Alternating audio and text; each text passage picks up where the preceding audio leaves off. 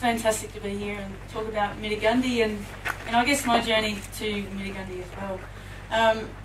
So, here we are. You're looking in. I'm looking in to you, but you can look into us there at Mittagundi, mate.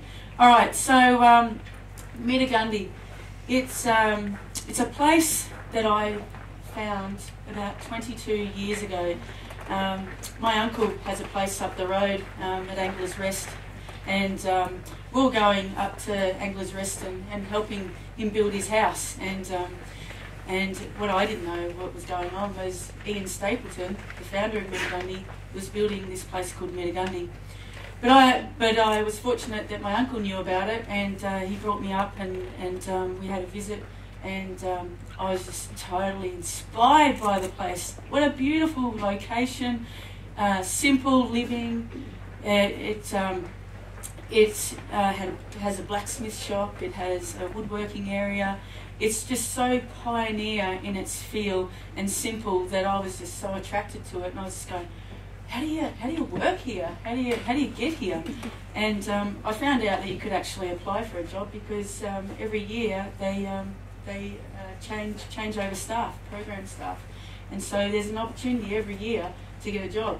So back in 1994, I applied for a position for 95, and I got an interview, but I didn't get the job. There was 30 or so applicants at the time, and I got an interview. So somebody was thinking that I had potential, but I didn't quite get there at that time. But I was thinking about it and just going, yeah, no, I really want to work at a place like this, and I really want to work in outdoor education. So a little bit about Mittagundi itself. Just so that you know a little bit about Mittagundi before I go on my journey. So Mittagundi, just like our little sign says, it's a bit of a garden. People dig it. And some of you have signed up to come and visit Mittagundi later on, and so you get to know a bit more about Mittagundi through that experience as well. But I'll give everyone else a snapshot. So we have a garden, a big market-sized garden that we try to produce as much food, seasonal food, as we possibly can for ourselves and the groups that come in. We also have cows and chooks yeah, so I guess we try to live as sustainably as we can off the property. Mittagundi used to be able to harvest the actual animal and slaughter at Mittagundi itself, but you know things have changed since. So we still slaughter the animals, but at the abattoir, but we bring the meat back. So we still eat as much as we can from the property. It's also a bit of a daggy place. We can be daggy, we can have fun. It's all about having fun and being involved with connecting people together and being involved in a community environment. And its focus is on 14 to 17-year-olds coming to Mittagundi. And the kids, they just come from very diverse backgrounds. We're not a youth at risk program, but we're certainly open to quite a lot of different kids from different backgrounds. And last year, for instance, we even had some asylum seeker kids that came on the program, and they're integrated with everyone, all the other kids that are come from Anglo-Saxon schools and so forth. So yeah, so that's what we capture is a whole diverse range of kids, and we get kids from different schools to join together to make a group. So that's what makes the program so special too, because you're getting kids with different backgrounds coming join together instead of like the school culture of a school group coming to Mittagundi. We also have this program where we bring in guys like these to show us the old pioneering skills. And so these guys here, they use the old tools like the adzes and axes, anyway, the old tools for woodworking and also blacksmithing. So we teach all these kids all these skills, but those guys are the ones that teach us, and then we teach the kids. And so it's not just a place for young people, it's also a place for adults to learn and grow and get the experiences as well. So there's our cows. I sort of went ahead with this slide and told you we milk cows and so forth. But the kids, they're part of the whole experience. We don't cater for them. We cater together. We come together and we do the whole program together. We utilise each other's resources and skills, and we build an experience together, an experiential experience. And the kids walk in, they bushwalk in overnight, and we have 2 pack horses. They're Clydesdales that we have, Phil and Samson. They're beautiful boys. And they carry food and some group gear just to make the packs a little bit lighter, because you know, like it's good giving the kids a challenge, but when they first put a backpack on for the first time in their lives and it's really heavy, they may not like get as much out of the experience because they're focused on how difficult it is to walk, whereas we like to try and have a bit more of a focus on, let's connect, let's enjoy this beautiful place, and let's not worry about what's on our backs. We're carrying stuff that, you know, but it's not dramatically heavy.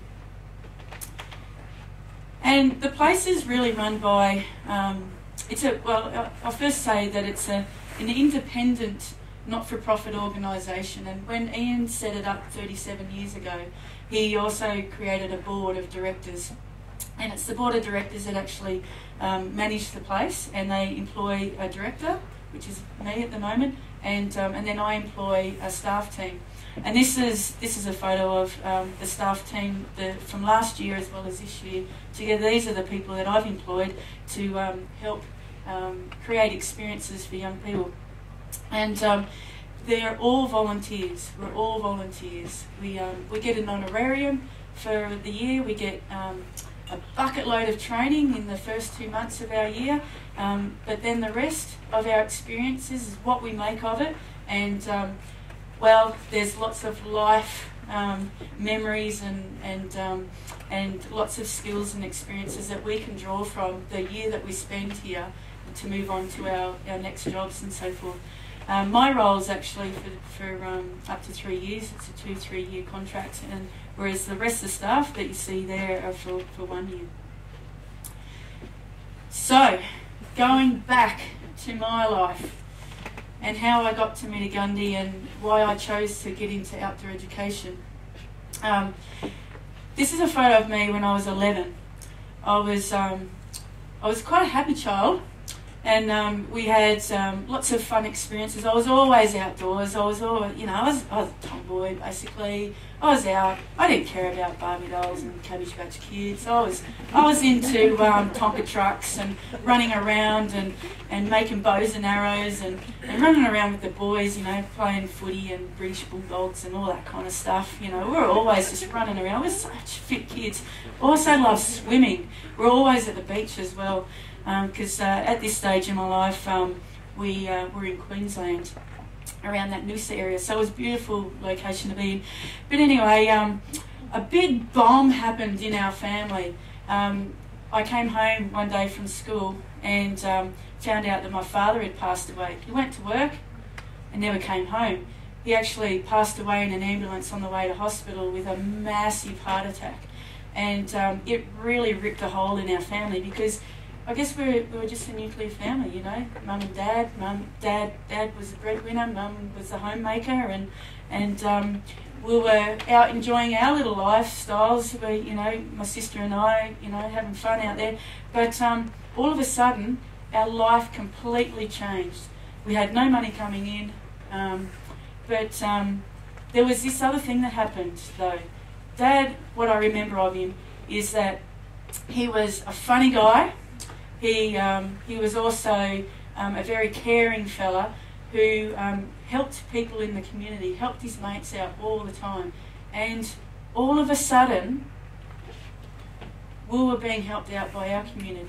And there was all these events happening to raise money so that we could just pay our rent and have food on the table and so forth. And I guess that is a bit of a, if I go back, you know, and really reflect on that, it's something that I've really taken away from that whole experience how people can be so sharing and caring, and they gave it to us, and everyone else deserves to get it back from me too. So I've worked out that pretty much most of my working life and personal life has been about volunteering, and I'm still doing it here with this job.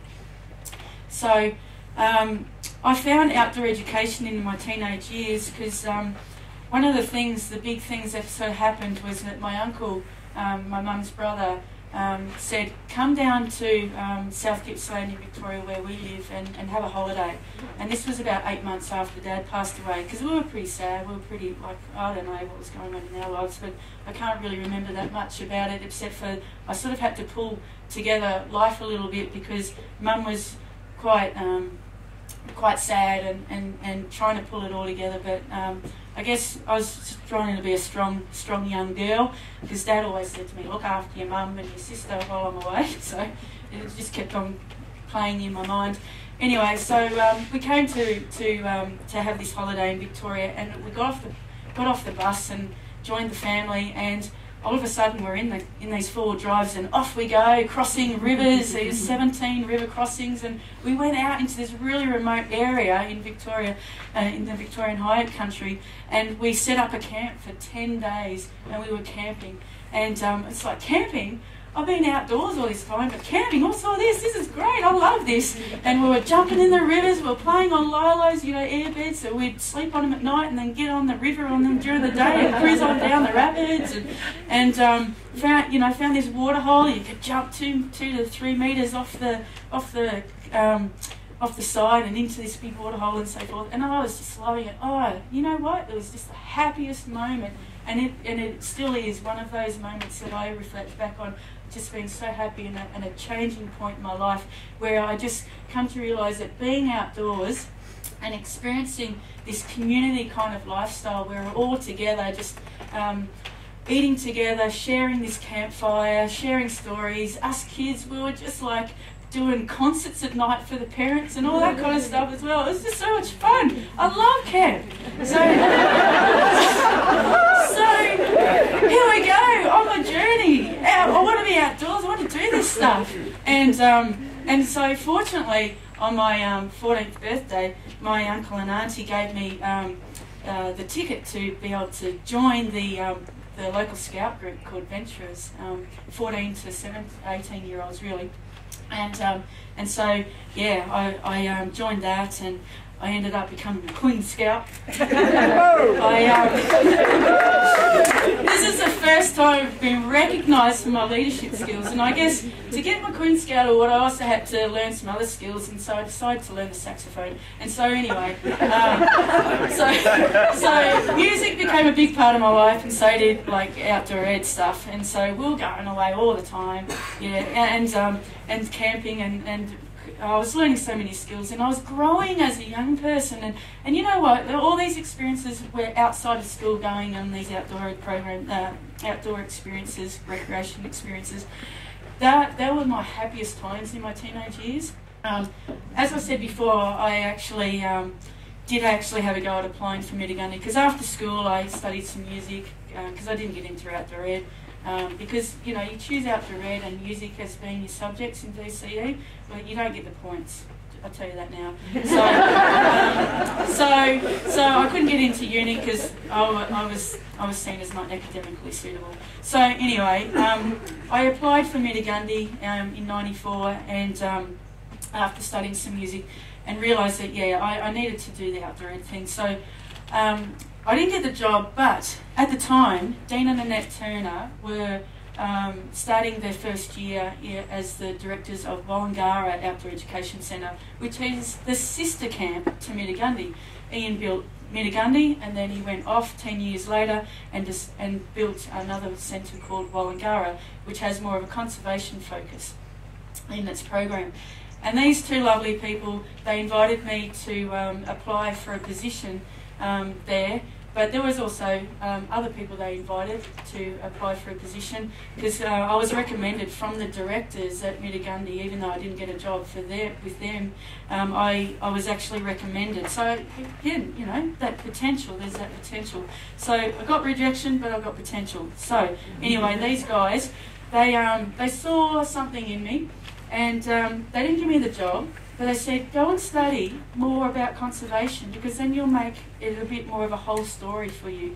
You know, you've got some outdoor ed skills, but from your experiences, but also the conservation thing. If you bring all that together, you'll have a better chance of getting a job in the outdoor ed world. Okay, so I went off and studied for a couple of years, and I came back, and I really wanted. I came back to Wollongara quite a few times to work with these guys, and because I just saw them as being great mentors in leadership, and that's what I wanted to grow, is more leadership, because I didn't really have the confidence that I was actually really that good enough, but I just really wanted to be out there and do these things. So anyway, off we go. I'm trying to learn and experience, to get a job at Wollongara or Mittagundi, and I was going for Wollongara, and I ended up working at Wollongara, and I spent a year there, and I had these great experiences at Wollongara. But you know, I loved the leadership from the previous directorship, and that's what I was looking for. And so there was just parts of that year that I just found there was holes in it for me. And so I thought to myself, you know, well, I'm going to learn more, and one day I'm going to come and direct either Mittagundi or Wollongara. That's what I'm going to do. And it was at that point that I decided that that was going to happen, and the seed has grown from there. So I decided I need some more experiences to get to that point. So anyway, I ended up going off to uni to study parks, to get a degree, because you know, if you get a degree, well then you get a job somewhere. So anyway, so I ended up getting a job with Victorian Camps, the Conservation Volunteers Australia. And I was able then, this is where I really started to grow in my leadership, because I was leading young adults on conservation projects. And I tell you what, some of them can be hardcore when they're, especially if they've just come off the dole and they don't want to be on this program, but you've got to actually try to get them to work and motivate them and so forth. So lots of skills that grow from there. And I wasn't always right, and there was times when I hated my job, but I got on with it, because you got to persevere. You got to do to actually be able to grow, right? Yeah. Okay. So I ended up doing this, and then I decided, oh my God, I've had enough of being around people, because it's just too much. Living and working with people all the time. And at this stage, I was working and living with international volunteers on conservation projects. So off I went to do the Australian Alpine walking track. I walked for 9 weeks solo. And there I am at the end, and I learn a lot about myself and what I can and I can't do, and I realise that I can actually do more than I think that I can't. Yeah, so anyway. But I was also, I knew that, because I have some self-confidence issues, that I needed something else to actually draw me to actually finish this thing as well. So I decided, Jean and Annette Turner, they started to build their own centre. They were inspired by Ian Stapleton's story and what he did with Mittagundi and Wollongara. And so they decided to build the Crossing Land Education Centre up at Mittagundi on the far south coast of New South Wales. And so, so anyway, they started building that, and I want to be part of that. I never got to be part of the building of Mittagundi or Wollongara, but I want to be part of this. So there's an opportunity. So I ended up spending 10 years helping them out. I ended up, straight after the Alpine Walk, first of all, with the Alpine Walk, I wanted to raise support for their money and just generally just talking about it so that it could grow some momentum off the ground. But I put it out there in the big wide world that I needed something myself, my own personal thing, and being, I needed a personal relationship really. And out came this guy, Andrew. He just, because I put it out there, he came in. And through all these experiences also, I was recognised in the industry, and I was becoming known, and so I was asked to be part of the Australian Camps Association, of which I've been part of for the last 8 years. It's great because it's that governance role that learning about the industry from the top end, and there's lots of stuff that I have gained from that experience to get me to this job at Mittagundi too. But I've been a president of this organisation a couple of years ago, and I'm there now again in that same role. So, but yeah, Andrew and I decided to create a home. We don't have kids, but we can grow a family of carrots. We go on journeys together, like the Colorado. We paddled down the Colorado. But I also realised I need to learn more about leadership. I really wanted to grow and get into a bit more of that leadership kind of role, higher than just being on the ground all the time with young people. And so I went and did a program with the National Outdoor Leadership School, and it was great because I learnt that the things that I really really wanted to learn, they pieced it together in some words. And I do believe that the driven work ethic, that's what I've had all my life. Dad was definitely had a huge work ethic, and that's something that I've taken with me in my life too. But there's the curiosity and wonder and broadening your view and expanding your thoughts and ideas. You're willing to risk and willing to work towards goals and missions, and seeing change as a constant ongoing process, fostering creativity and change, and trying to be a champion team builder. I love working with adults to create change in young people and so forth, but also you need that effective open communication, and I like this thing of to do what you say and say what you do. And I also like to think that I'm an optimist with wanting to do rather than to think that I can't, that I don't. But yeah, and I have high expectations of myself as well as others, and I guess that's what helps create an excellent kind of program as well. And so here I am at Mittagundi, and loving it, and just loving the experience. And enjoying this experience with my husband, and we're having fun, and I'm throwing ripples of all these things from my experiences into this whole experience, and having fun, and it's scary, but it's fun. And here's my last bit. It goes for 3 minutes. I hope that's okay. But it's a film that was created by somebody who has captured this experience in a romantic way, and one of the leaders that from previously has also written a song about Mittagundi, and to combine together.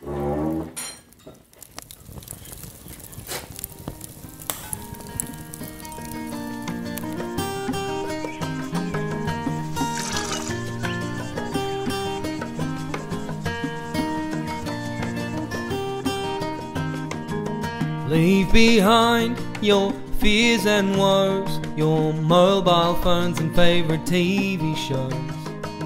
Strap on your pack and lace up your boots. Let's hit the beaten track. You never have to look back. We're gonna follow a trail through the high country, dance beneath the stars and drink some Billy tea. Make some new friends and share a story or two. Before too long you won't ever want to go back to the modern world with all its modern things. It drives us to distractions so complicating. The simple things can be hard to find. Don't take them for granted, don't leave them behind. Find something you might have lost. Gotta look deep inside despite the cost. It might be pretty difficult, be a little hard to do. At the end of it all, you'll get a glimpse of the real you. Without the modern world with all its modern things, you'll see through the layers of chocolate coating. The crap we're fed each and every day melt like the snow and slowly fade away.